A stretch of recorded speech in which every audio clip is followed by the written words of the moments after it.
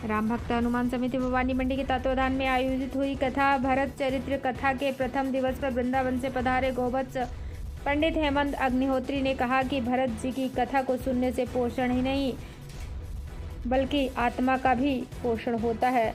कथा के दौरान पंडित अग्निहोत्री ने बताया कि राम को 14 वर्ष का वनवास इसलिए मिला क्योंकि रावण का जीवन 14 वर्ष ही शेष रह गया था।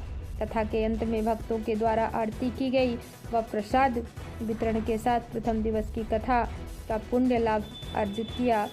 भवानी मंडी से बीपीए न्यूज संवाददाता किशोर तंवर की रिपोर्ट। इस खबर के प्रायोजक हैं अन्नपूर्णा चिल्ड वाटर। शादी पार्टी दुकान शोरूम में पानी मंगवाने के लिए संपर्क करें।